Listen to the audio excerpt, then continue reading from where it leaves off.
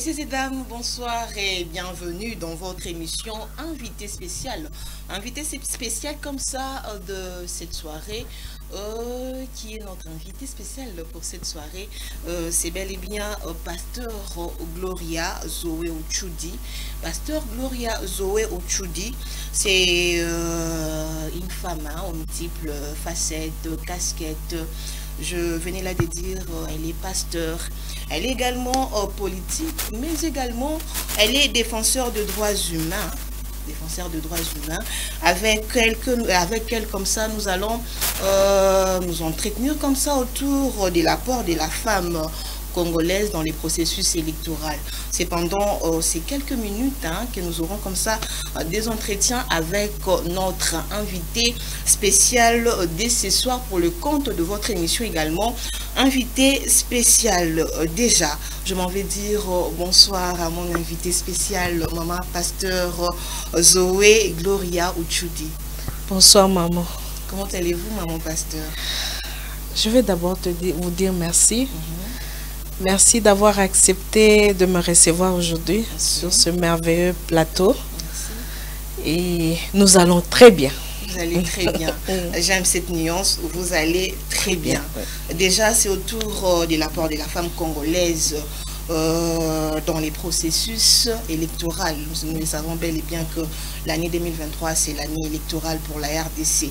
Et nous aimerions comme ça avoir des entretiens comme ça avec vous autour de cette thématique.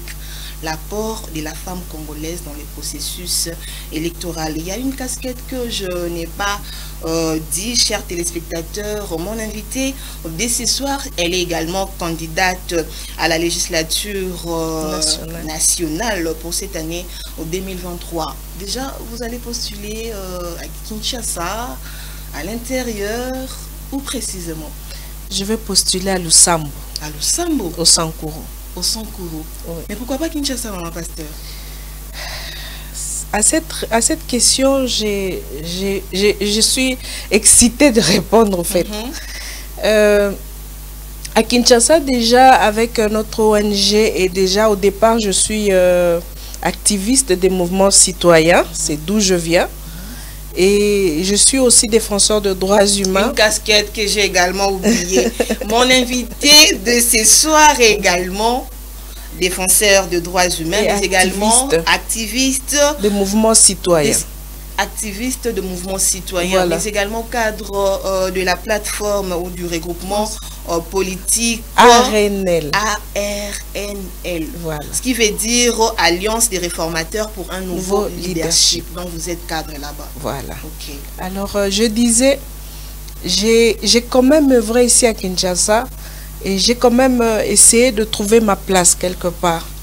Mais à un certain moment, quand je suis allée rendre visite à mes frères et sœurs, je suis moi-même du Sankuru, je suis allée rendre visite aux gens là-bas. Je me suis rendu compte qu'ils ont plus besoin de moi que les Kinois. En fait, et en quoi vous êtes utile pour la population des Sankuru, d'autant plus que vous allez postuler là-bas? J'ai trouvé un peuple meurtri, j'ai trouvé un peuple qui souffre, qui peine. Un peuple qui n'a ni route, qui n'a ni eau, ni électricité. Un peuple qui n'a même pas un seul véhicule sur la ville. Le chef-lieu du grand Sankuru. Vous voyez tous les tétés là qui sont ici à Kinshasa. Un peuple également qui n'a pas un aéroport. Qui n'a pas un aéroport. Mettons qu'il n'a pas un aéroport parce qu'il n'y a aucun avion qui descend à Lusambo. Donc nous avons plusieurs tétés là ici à Kinshasa. Et les tétés là, ils disent qu'on n'est pas des esclaves, mais chez nous, on vit une pauvreté. On dit ça. Voilà, vous l'avez bien dit. Au fait, vous voyez ce peuple-là qui est en train de souffrir. Et on dirait qu'ils sont abandonnés à eux-mêmes. On dirait qu'il n'y a personne qui porte la voix du peuple de Lusambo. Alors, quand je suis arrivée là, j'ai dit, je sais porter la voix. Parce que Dieu m'a fait cette grâce-là. Je peux porter une voix. Je peux parler au nom d'un faible. J'ai dit, pourquoi ne pas parler au nom du peuple du Sankuru, précisément de Lusambo? Parce qu'ils souffrent. Ils sont en RDC. Ils ont le même président que le Kinois qui a des Transco. Le peuple de Lusambo, ils ont le même président, ils ont la même constitution que ceux qui ont des aéroports, que ceux qui ont des routes, qui ont la nourriture sur leur table.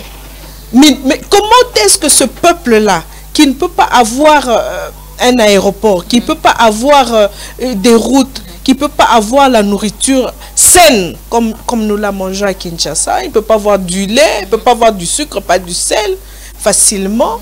Mais c'est ce même peuple-là, nous sommes tous Congolais.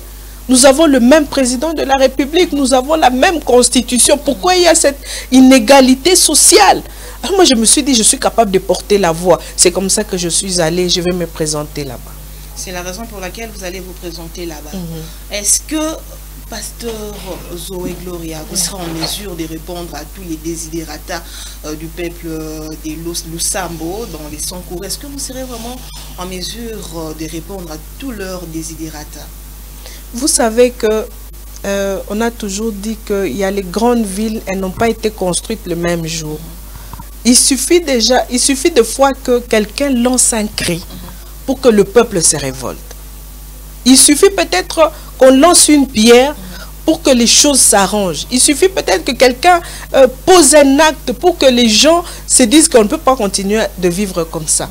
Moi, je pense que même la première action que moi je vais mener à Lusambo, j'ai tellement foi en Dieu et en moi-même que les choses peuvent avancer. Parce que je posais cette question en guise de cause. Il y a eu des grands noms, les ressortissants de Sankourou que j'étais. Vous le savez bel et bien, moi et vous. Mais la province de Sankourou, Lusambo reste telle que...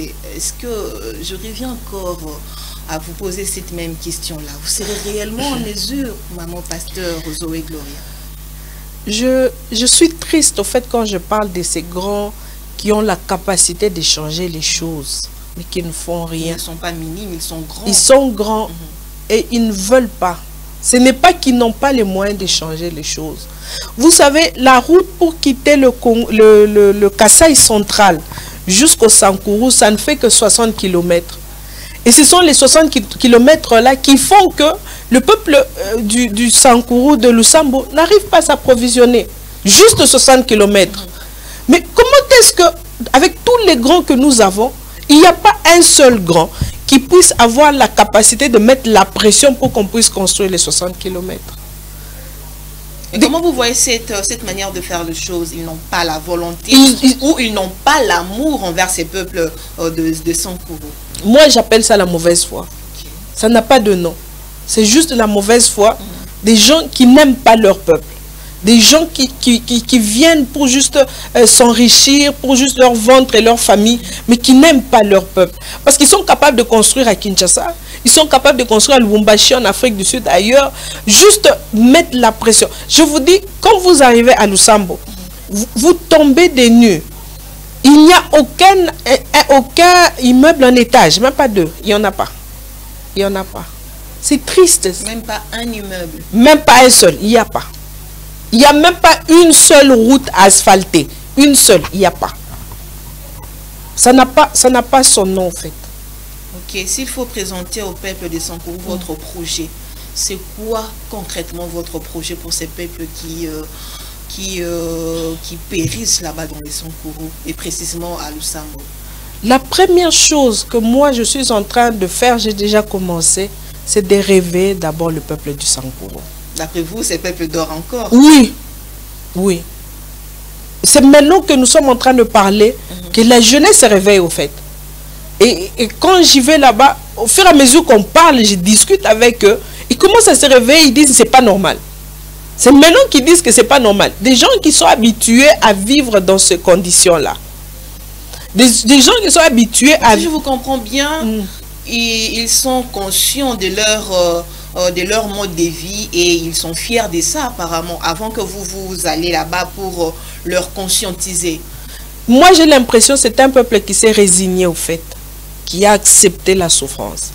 En fait, ce sont des gens qui ont cru en des noms, en des personnes, et on dit, ah, nous allons lever telle personne, elle va aller là-bas, elle va faire quelque chose pour nous. Et quand il n'y a eu rien en retour, alors ils se sont résignés, ils ont dit on ne va plus rien faire, on va vivre comme ça parce qu'on dirait que la vie elle est faite pour être comme ça.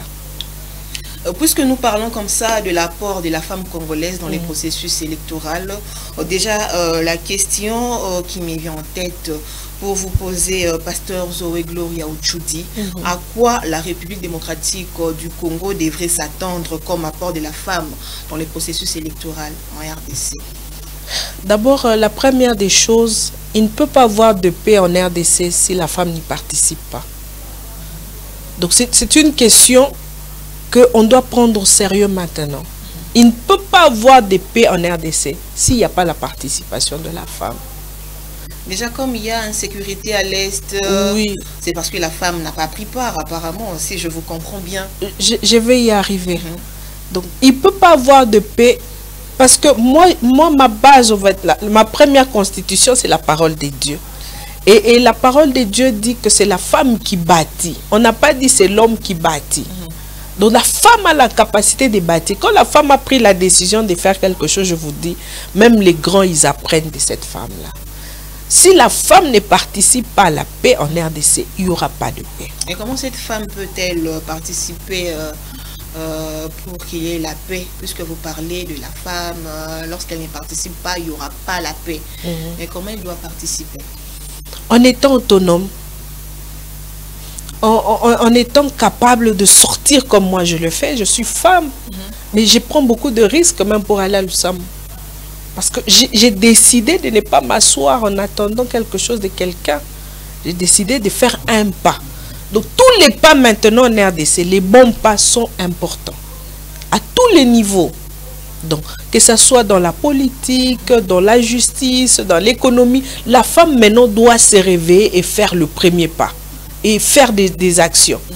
C'est très important. Il faut que nos sœurs femmes se réveillent et commencent à agir pour ce pays. Faisons la politique, allons à l'université, allons à l'école, apprenons, soyons autonomes, les choses vont commencer à évoluer. Les choses vont commencer à évoluer si la femme prend part à la politique, si la femme s'instruit, les choses vont commencer à évoluer. À évoluer vraiment. Parce que les grandes nations de cette terre, je ne veux pas citer ici, j'ai beaucoup lu, je me suis rendu compte que les grandes nations ont été construites parce que quelque part la femme s'est levée. Si la femme ne se lève pas, cette nation ne va pas se construire. La femme doit décider de se lever et travailler dur comme un homme. Parce que le problème de nous femmes, j'aime taper mon marteau sur ça. Le problème de nous femmes, nous travaillons comme des femmes. Nous ne travaillons pas comme les hommes. Regardez la légèreté. C'est normal, on est femmes. La légèreté. Zoé, on est femmes. Comment voulez-vous que nous puissions travailler comme les hommes? Expliquez-nous un peu. On est femmes, on travaille comme les femmes, mais vous demandez à ce que nous puissions travailler comme les hommes. Oui. Expliquez-vous un peu là. Oui. Écoutez, nous sommes en train de chercher la parité, non? La parité, ça veut dire nous voulons 50-50. Exact. Nous voulons avoir les mêmes privilèges que les hommes. Nous devons aussi accepter d'avoir les mêmes devoirs que les hommes. Donc, lorsque l'homme se réveille à 5 heures, femme, sois capable de te réveiller à 4 heures parce que toi, au-delà d'être femme qui veut chercher dans la vie, tu as des enfants. Donc, toi, réveille-toi à 4 heures. Donc, tu dois travailler plus que l'homme. Donc, réveille-toi. Si il faut travailler jusqu'à 22 heures comme les hommes, fais-toi violence, travaille jusqu'à 22 heures. Donc, nous femmes, en fait, nous cherchons la facilité. Nous avons l'habitude de chercher une chose et son contraire. Nous avons la facilité de non, moi je vais travailler, mais écoutez-moi, moi il faut qu'on me libère avant tout le monde. Non. Moi je pense qu'il faut qu'on quitte de cette école-là. Lorsqu'il y a réunion des hommes et des femmes, si la réunion va finir à 1 h du matin, que les hommes et les femmes restent en réunion jusqu'à 1 h. Qu'on ne libère pas les femmes. C'est comme ça que nous allons vraiment parler de l'effectivité de la parité. On ne va pas parler de la parité lorsque on doit amadouer la femme, on doit la cajoler. En fait, moi dans ma tête, je me dis, je suis femme parce que c'est comme ça que Dieu l'a voulu. Mais quand il faut réfléchir, quand il faut prendre des initiatives, je réfléchis un peu comme un homme. Oui, je réfléchis pas comme une femme parce que déjà, parlons de moi-même, je suis une femme leader d'église, je suis une femme leader d'opinion, une femme leader dans notre regroupement politique. Donc je dois réfléchir comme un homme pour prendre siège à côté des hommes. Et vous êtes femme leader également, comme vous venez là de dire, pour réveiller la conscience de cette femme qui dort encore. Quelles sont les démarches que vous avez déjà mises en place pour réveiller ou éveiller la conscience de cette femme qui dort? Déjà avec notre ONG de droits humains, nous essayons d'aller vers la femme, n'importe quelle femme, toutes les femmes, les étudiantes, les maraîchères, nous allons parler avec elles. Et nous leur parlons de nous-mêmes, en fait. Nous leur parlons de notre histoire. Moi, je viens des mouvements... Vous donnez vos propres exemples. Voilà. Moi, je viens des mouvements citoyens. Et vous connaissez les mouvements citoyens, Lucha, Filimbi, Echa et tout ça. Moi, je viens des Echa. Et quand on devait faire nos marches, il n'y avait ni homme ni femme. On marchait ensemble. Lorsqu'il fallait arrêter, on arrêtait et les hommes et les femmes.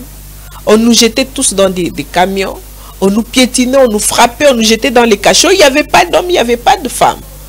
Et en fait, c'est cette école-là qui a fait qu'aujourd'hui, je me rends compte qu'il faut être comme les hommes pour avoir place à côté des hommes.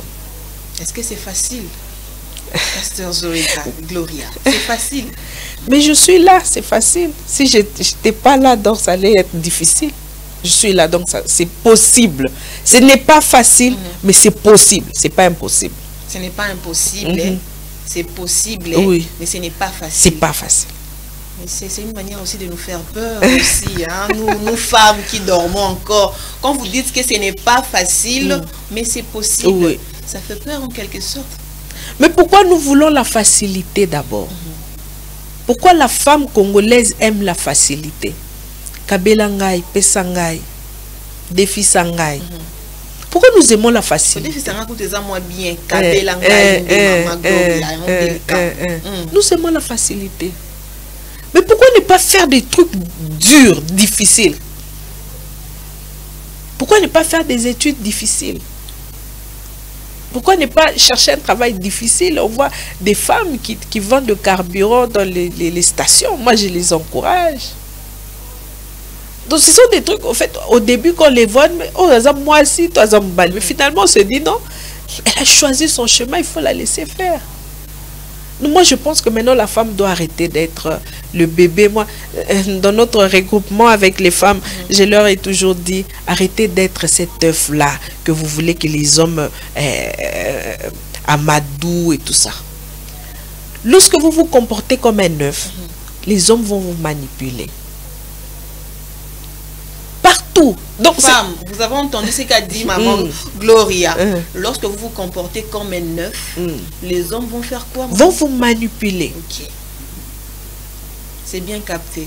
Donc, quand vous savez cette histoire même des promotions canapé et tout ça, c'est parce qu'au départ, ces femmes se comportent comme des œufs. Elle est cet œuf-là, il faut qu'on puisse cajoler, qu'on puisse tenir très bien pour que ça ne puisse pas se casser. Mais quand vous vous comportez comme une pierre, ça ne sera pas possible ou facile qu'un homme puisse vous manipuler. Exact. Donc, déjà au départ, il faut que la femme qui veut s'annoncer dans la politique, dans l'économie, dans le droit, il faut qu'elle sache d'abord qu'elle ne doit pas se faire manipuler en se comportant comme cet œuf-là. Merci Maman Gloria. Et la participation comme ça de la femme dans les institutions, malgré consacrée à 50%, mais on ne voit pas ça. Hein? Pourquoi 50% parité, 50-50 dans les institutions, je cite l'Assemblée nationale, le Sénat. Cela n'est pas visible. Et apparemment, ce n'est pas visible. Et qu'est-ce qui est à la base de tout ça? Nous avons beaucoup évolué. Beaucoup évolué. Je vous dis déjà le fait qu'il y ait cette émission, par exemple, ça veut dire que la RDC est en train d'évoluer. Le fait qu'il y ait des femmes ministres, plusieurs femmes députées, il y a des femmes gouverneurs, il y a des femmes généraux, il y a des femmes à tous les niveaux. En fait, il y a plus un secteur où il n'y a que des hommes, je pense. Il y a des femmes partout, dans l'armée. Je dirais, ils ne sont pas à un nombre égal avec les hommes, s'il faut les dire. On y va petit à petit. Déjà, ce sont des grands pas, ce sont des pas de géants que la RDC vient d'effectuer il y a quelque temps. On n'avait pas ce nombre de femmes ministres. Aujourd'hui, on en a. Donc, la RDC, en termes de participation de la femme, est en train de vraiment d'évoluer. Donc nous avons vraiment évolué. Vous êtes en train de dire qu'il y a des avancées significatives beaucoup. quant à ce... Oui, beaucoup. Ok. Et que pensez-vous, pardon, cette consécration étant un droit, la femme ne la confond pas à un combat dont elle doit mener pour y arriver? Est-ce que c'est un droit? Est-ce que cette femme se bat? Déjà, la participation politique de la femme, c'est un droit inaliénable garanti par notre Constitution. Donc, le fait que la femme se présente aux élections, la femme se présente dans tous les secteurs de la vie, c'est un droit d'abord. Mais pourquoi cette femme doit se battre pour avoir ces postes ou pour avoir cette parité, d'autant plus qu'elle est dans ses droits? Voilà, c'est d'abord, allons d'abord par là. C'est d'abord un droit. Ce n'est pas parce que j'ai le droit à quelque chose que forcément cette chose m'appartient. Il y a des choses dont j'ai droit que je dois me battre pour les obtenir. Il faut que je fasse ma preuve pour les obtenir. Nous venons des siècles où la femme n'avait ni droit à conduire, ni droit à ceci, ni droit même à parler. Et il y a même des provinces ici en RDC où ça continue quand même un peu. Maintenant, bien que c'est un droit de la femme, il faut qu'elle se batte pour l'effectivité de son droit-là. Il faut qu'elle se batte. Ce n'est pas qu'on va... Vous savez, cette parité dont nous parlons, elle ne nous sera pas donnée sur un plateau. Ça ne viendra pas sur un plateau. C'est nous-mêmes qui allons chercher cette parité. Je donne l'exemple d'un enfant à la maison. Vous êtes également maman. L'enfant a droit à manger. Est-ce que cet enfant-là doit se battre pour trouver à manger dans la maison de ses parents? Est-ce qu'elle doit vraiment se battre, cet enfant? Ah, maman, il y a une chose qui est vraie. L'homme, dans sa nature d'homme, il ne va jamais donner la femme sa place facilement. Il ne va jamais lui donner sa place. C'est naturel au fait. L'homme, naturellement, il aime être le chef. Il aime être devant. Il ne peut pas accepter que la femme soit au même niveau que lui ou que la femme soit un peu plus avant que lui. Donc, il faut que maintenant la femme lui dise, en termes de droits, nous avons les mêmes droits. Vous voyez, nous avons un adversaire, moi j'appelle adversaire. Nous avons pas un ennemi, un adversaire qui ne veut pas de nous, bien que c'est notre droit. C'est un peu comme vous êtes dans une maison, il y a l'aîné, il y a le deuxième. Le deuxième a les mêmes droits que l'aîné. On lui a promis que tu auras ceci, tu auras cela. Mais l'aîné, il ne veut pas de ce deuxième-là. Il veut l'étouffer. Mais si le deuxième ne réagit pas, l'aîné risque de tout rafler. Il faut que le deuxième... c'est l'homme, le deuxième, c'est la femme. Voilà. Nous avons tous les mêmes droits, mais à un certain moment, il faut qu'on lui rappelle tout le temps que fais-moi ma place. Il faut tout le temps répéter à l'homme. Mais l'aîné également est conscient des droits du second. Mais pourquoi toujours interpeller ou rappeler à cet aîné, j'ai besoin, je dois, je suis dans mes droits? Pourquoi rappeler toujours à cet aîné? Mais parce que nous venons de le dire, cet aîné-là, naturellement, il n'accepte pas le deuxième. Il ne va pas l'accepter. Même si il le dit, mais qu'il soit conscient. Il soit conscient, mais au fin fond de lui, c'est naturel. Il n'accepte pas. Maintenant, c'est nous, à nous femmes, de bouger au fait, de dire à cet homme que je ne suis pas obligée, je ne suis pas soumise à tout homme. C'est ma phrase au fait. Je l'ai toujours dit, je ne suis pas soumise à tout homme. Je ne suis soumise qu'à mon mari, un point trait. Exact. Soit tu es mon chef, soit tu es mon subalterne, tu es mon ami, tu es mon frère, mais tu n'es pas, je ne suis pas soumise à toi. Je te respecte. Je te donne ta place, mais je ne suis pas soumise à toi. Alors, il faut que toutes les femmes aient cette compréhension des choses. Vous, chère sœur, vous n'êtes pas soumise à tout homme. Vous êtes soumise à votre mari. Là, il faut vraiment vous adresser à elle, de ces côtés-là. Adressez-vous à elle. Ces messages, c'est vraiment très, très capital. Chère sœur, vous n'êtes soumise qu'à votre mari. Vous n'êtes pas soumise à tout homme. C'est votre mari, quand la Bible dit « Femme, soyez soumise à votre mari », Dieu, il parle de cet homme-là qui vous a épousé. Il n'a pas parlé de votre chef de travail. Il n'a pas parlé de votre cousin, de votre voisin ou je ne sais pas de qui autre. Il a parlé de votre mari. Vous ne devez pas vous soumettre aux autres. Vous les respectez, c'est vrai, mais vous n'êtes pas inférieur aux autres. Vous pouvez être comme eux. Même au travail, vous n'êtes pas soumis à vos subalternes ou à vos travailleurs. Vous êtes patronne de montrer que vous l'êtes, comme les hommes le font. Le message est passé, Pasteur Gloria. Je suis convaincue qu'elles ont retenu ce que vous avez passé comme message. Déjà, la République démocratique du Congo semble comme ça patauger. La femme propose quoi en termes d'alternatives? Parce que les décisions prises par les hommes, supposons le leur, hein, en partie ce sont des conseils validés au lit. Qu'en dites-vous quant à ce? Déjà, la femme doit d'abord trouver sa place. Ça, c'est le premier pas, comme on vient de dire. La femme, lorsqu'elle trouve sa place, elle a bien trouvé sa place et elle commence à élire des lois qui lui correspondent. Comme aujourd'hui, je me bats pour trouver ma place à l'Assemblée nationale. Pour que quand je serai là, que je puisse me battre pour qu'il y ait des lois qui me correspondent. Exact. Des lois qui me protègent aussi. Vous voyez, les hommes, quand ils sont à l'Assemblée, là, ils créent des choses juste pour les protéger. Il y a un compatriote qui est à l'Assemblée qui se bat pour une loi pour que la dot soit $500. Ce sont des lois, en fait, qu'il fait pour se protéger, au fait. Donc, vous êtes contre cette loi, apparemment, de M. Daniel Mbaou. Non, je ne suis ni contre ni pour. Je ne connais pas les tenants et les aboutissants de cette loi. Mais c'est seulement un exemple, au fait. Mais lorsque nous, femmes, nous serons là, nous allons nous battre pour des lois qui nous correspondent. Des lois, par exemple, par rapport à cette histoire de santé maternelle. Nous allons nous battre pour cela. Il y a beaucoup de décès. Nous avons ce cas de cancer des seins. C'est devenu un fléau, c'est devenu un problème, c'est devenu un souci. Mais ce sont des choses que nous, femmes, nous devons nous battre aussi pour des lois qui nous correspondent. Même l'économie du pays, la première personne qui en souffre, c'est la femme. Parce que les hommes, quand ils finissent leur travail, ils préfèrent, ici à Kinshasa, ils préfèrent garder ces 3000 francs, ils boivent sa bière quelque part. Mais la personne qui souffre à la maison avec les enfants, maman, je veux du lait, maman, je veux ceci, c'est la femme. C'est comme ça que la femme, lorsqu'elle va se retrouver dans le cadre où elle peut s'exprimer, elle va se battre pour des lois qui lui correspondent. Telles que, comme loi déjà? Dans l'économie. Donc, tout ce qui est économie, la femme va mettre son œil.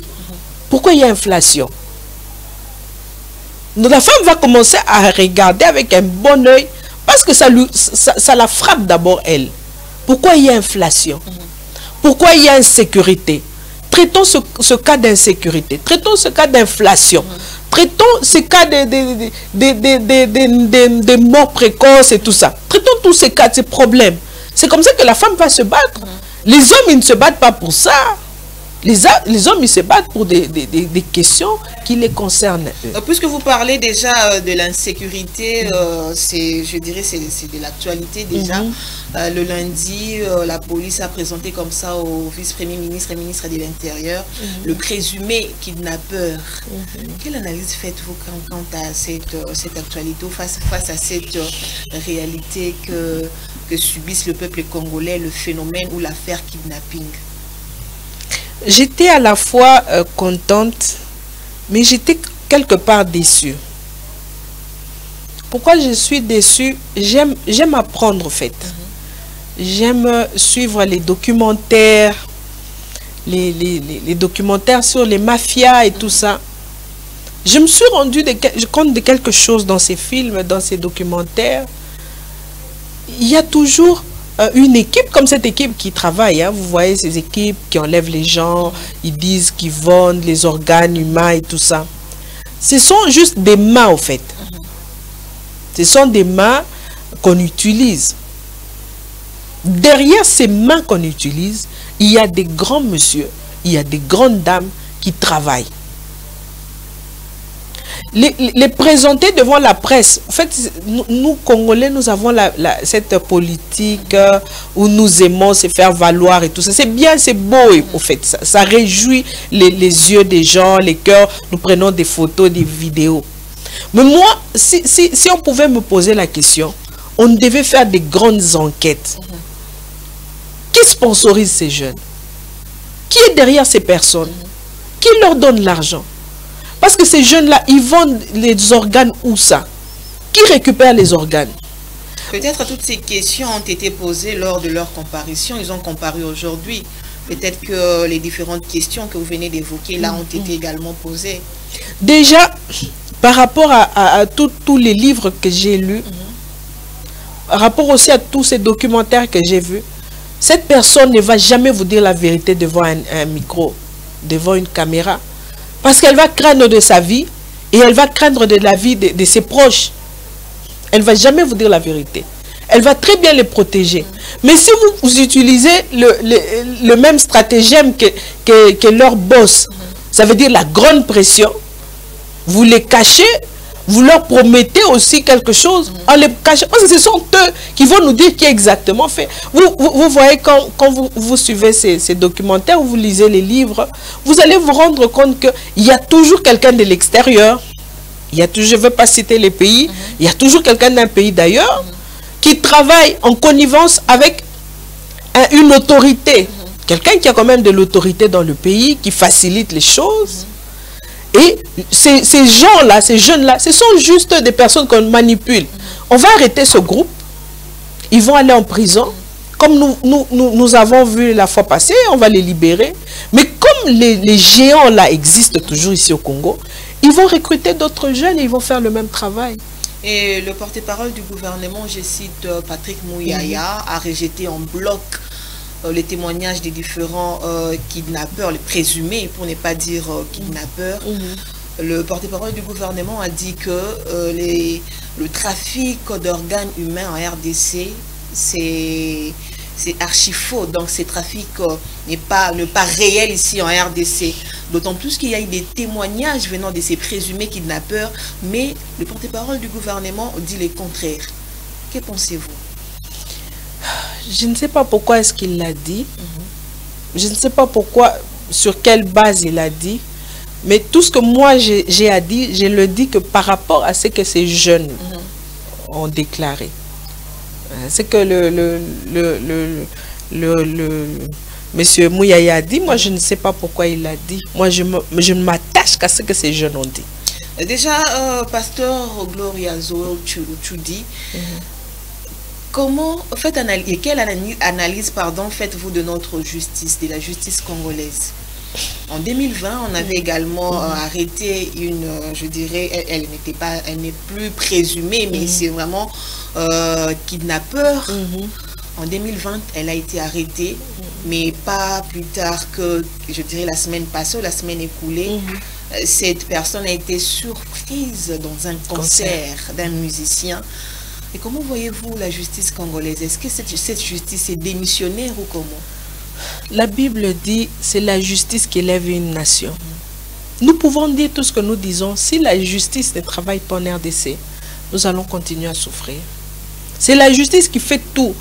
Nous qui croyons la Bible, si vous lisez la Bible, on dit toujours le juste fera ceci, le juste fera cela, la bénédiction de Dieu sur le juste et tout ça. En fait, la base, c'est la justice.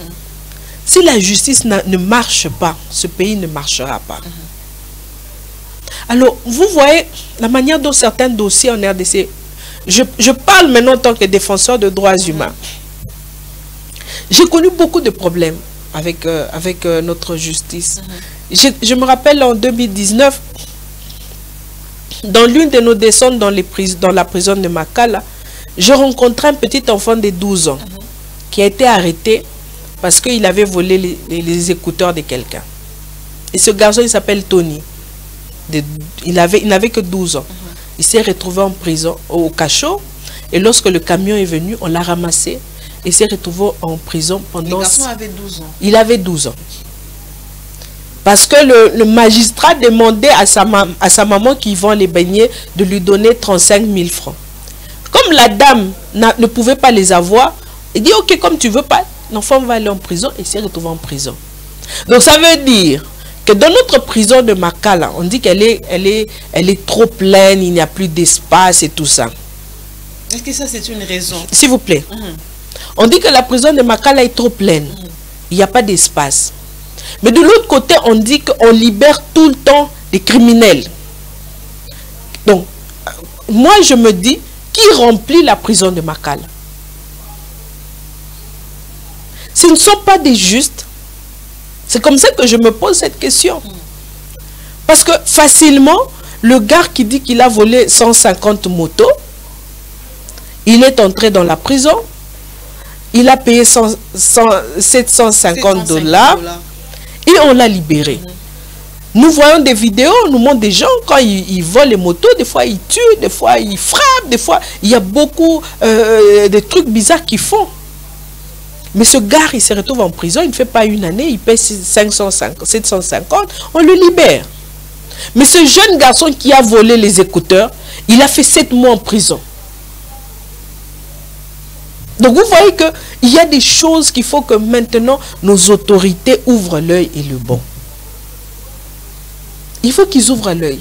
Ça ne peut pas marcher, ça ne peut pas évoluer comme ça. Il faut que vraiment la justice congolaise soit juste et équitable. Il faut que vraiment... Apparemment, cette justice n'est pas juste et équitable. Non. Il y a, le cas échéant nous montre qu'il n'y a pas de justice juste. Il suffit d'avoir juste un peu d'argent. Vous achetez un magistrat et on vous libère. On vous libère.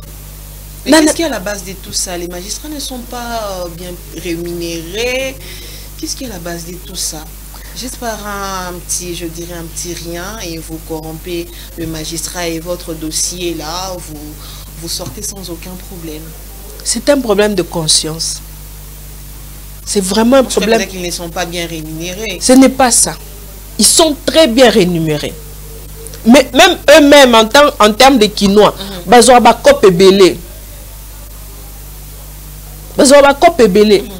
moi-même, en tant que défenseur de droits humains, j'étais victime. Oh là là. J'étais victime. Je me suis retrouvée dans un cas où j'ai connu quand même l'injustice. Je suis allée à la justice, j'ai parlé avec le procureur, on a discuté. On n'avait même pas encore fini le dossier. Le procureur parlait avec le type qui m'a causé ces torts en termes d'argent. En termes d'argent, devant moi. Donc ça veut dire qu'on n'a pas besoin de toi, tu ne vas pas nous donner beaucoup d'argent. Comme lui, il a quand même l'argent, il va nous donner.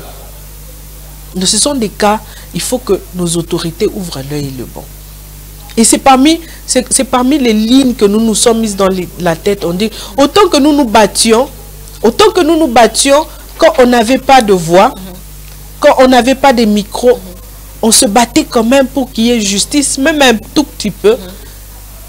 Si nous avons la possibilité de parler devant l'hémicycle, nous allons continuer à le faire. Et nous allons le faire très fort. Merci, pasteur Gloria Zowa-Uchudi. Déjà, nous sommes arrivés comme ça à la fin de cette émission. Mais un message en quelques secondes seulement pour boucler complètement cette émission. Moi, je demande au peuple congolais de croire qu'il y a un Dieu au ciel. Pourquoi je le dis? Lorsque nous avons la foi qu'il y a un Dieu au ciel, ça veut dire que nous croyons qu'il y a un supérieur à nous, nous allons le craindre. Lorsque nous allons croire qu'il y a un supérieur à nous, nous allons éviter de faire des choses qui ne sont pas bien par rapport à lui. Nous devons revenir vers Dieu. Je ne suis pas une chrétienne qui étouffe les autres religions.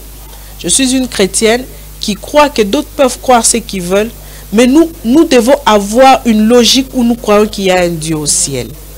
Et tout Congolais doit avoir cette logique-là. Nous avons beaucoup de problèmes en RDC. Nous avons besoin des hommes et des femmes, que des hommes et des femmes qui croient qu'il y a Dieu au-dessus de nous, puissent venir travailler pour cette nation. Présentez vos élections. Présentez vos élections nationales, provinciales, municipales, à tous les niveaux. Arrangeons nos rues. Nous n'avons que ce pays comme héritage. Moi, je suis congolaise de père et de mère. Je n'ai pas une autre nationalité. Je n'ai que le Congo. Si ça ne marche pas, mes enfants vont continuer de souffrir. Mais si je commence à faire des pas pour cette nation, les choses vont évoluer. C'est pourquoi je demande à chacun d'entre nous de considérer cela et de travailler pour l'avancement de cette nation. Que Dieu bénisse la RDC. J'aime beaucoup ce pays. Que Dieu le bénisse. Que Dieu bénisse le président de la République, que Dieu bénisse tous ceux qui travaillent pour cette nation. Et votre autorité morale, que Dieu ne les bénisse pas. Que Dieu bénisse l'excellent Jacques Kangoudia, que nous aimons beaucoup. C'est quelqu'un qui nous forme, qui nous pousse, qui veut que nous donnions le meilleur de nous-mêmes. Nous l'aimons beaucoup, nous aimons et nous saluons aussi le président exécutif, l'évêque Jacques Kangoudia. Nous sommes entourés des serviteurs de Dieu. C'est une bonne chose. C'est une bonne chose. L'excellence, c'est un apôtre. Son adjoint, c'est un évêque. Donc, on est vraiment entourés. Moi-même, je suis pasteur. Donc, on est très bien entourés. Vous êtes très bien entourés. C'est par ces messages de cœur comme ça que nous mettons un terme à cette émission de ce soir, invité spécial. Invité spécial de ce soir, c'était comme ça. Pasteur Gloria Zoé Uchudi. Elle est pasteur, elle est politique, elle est défenseur de droits humains. Elle est également, je dirais, future candidate pour les élections de 2023 pour le compte de la députation nationale. Avec elle, nous avons comme ça eu des entretiens autour de l'apport de la femme congolaise dans les processus électoraux. Je sais et je crois et je suis convaincue que vous avez aimé notre entretien avec mon invité spécial de ce soir. On se fixe rendez-vous pour demain avec le même plaisir. On s'est dit comme ça, au revoir.